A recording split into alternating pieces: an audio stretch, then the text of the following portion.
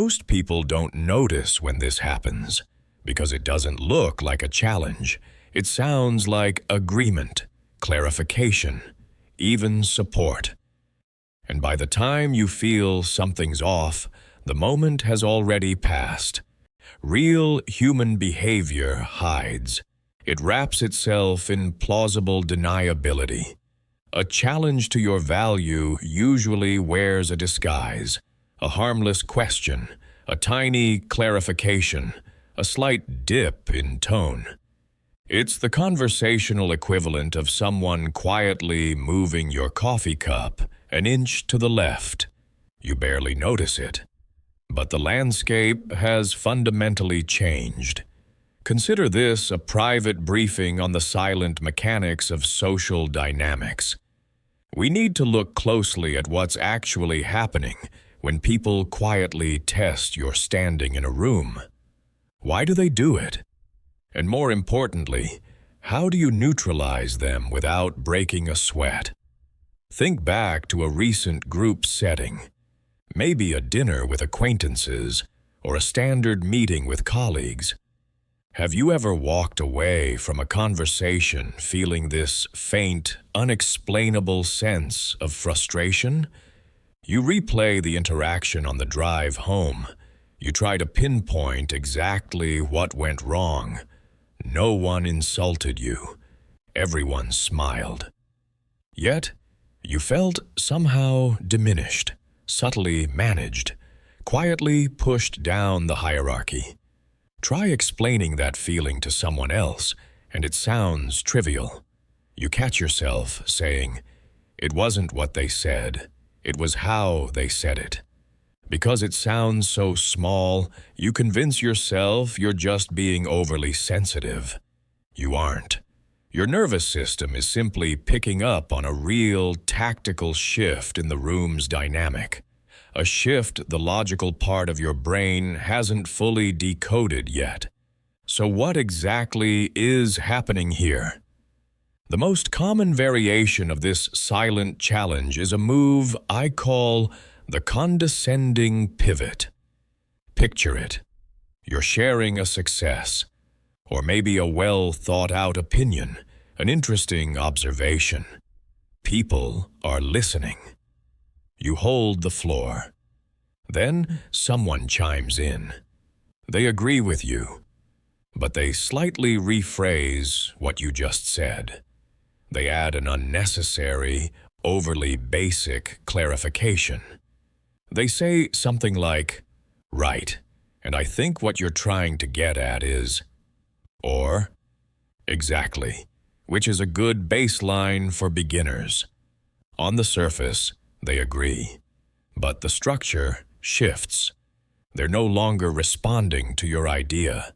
They're reframing it from a slightly higher position. By rephrasing your point, by framing it as elementary, they are subtly attempting to slip into the role of the teacher, the authority figure. Most people misread this entirely. They assume this person is just trying to be helpful, just being collaborative. But pay attention to the emotional undertone. You will always find that faint, metallic taste of condescension. Most people feel this moment. They just move past it too quickly to recognize it. Understanding why this happens changes everything. It immediately alters how you perceive the interaction. Most of the time, it's not intentional. It's a quick adjustment. Someone feels the attention shift away from them, and they try to rebalance it. Not directly, just enough to feel it. It's less about you than it looks, more about what they're trying to maintain. That subtle shift. It usually tells you more than it says. See the architecture, and your response changes entirely. You stop feeling the need to defend yourself. Why? Because you realize there is absolutely nothing to defend. So how do you apply this? How do you handle it in real time? The goal is not to dominate them. The goal is not to humiliate them. The goal is simply to hold your space, to let their subtle challenge collapse entirely under its own weight. If they try the subtle pivot, if they say, "That's a nice thought, it's a good starting point," you deploy a technique called the unbothered anchor. Do not defend your point. Do not over-explain. And whatever you do, do not laugh nervously to ease the tension. Instead, shift your focus entirely to your physical and vocal pacing. When they finish speaking, stop. Allow a deliberate 1.5-second pause. That pause is crucial. It acts as a highlighter. It draws the entire room's attention to the subtle oddity of what they just said. During that silence, maintain steady, relaxed eye contact. Don't glare. A glare signals that you feel threatened. Keep your facial expression entirely neutral. Maybe add the faintest hint of mild curiosity. Look at them as if you are observing a slightly interesting, slightly confused behavior. Then you speak. Keep your tone warm. Keep it slow. Keep it completely unaffected. You might simply say, "I'm comfortable with how I phrased it." Or, if they tried to explain your own concept right back to you, use a calm, definitive agreement. "Yes, that is what I just said." And then stop talking. Hold the silence. Instead of reacting, you slow the moment down. And when the moment slows down, the shift becomes easier to see. You aren't being aggressive. You are simply refusing to step out of your space.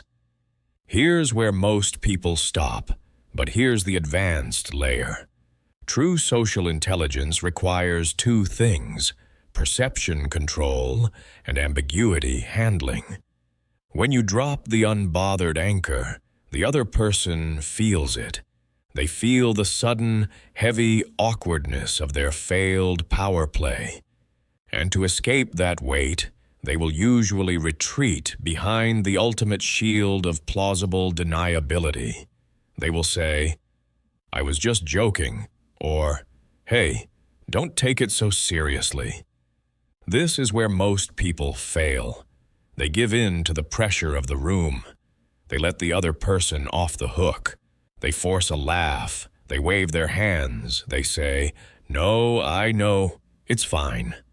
The second you do that, you validate their frame. You accept the diminished status. The advanced layer demands that you learn to handle the emotional ambiguity of the room without rushing to fix it. When they retreat with, "I'm just joking," you do not laugh. You do not get angry.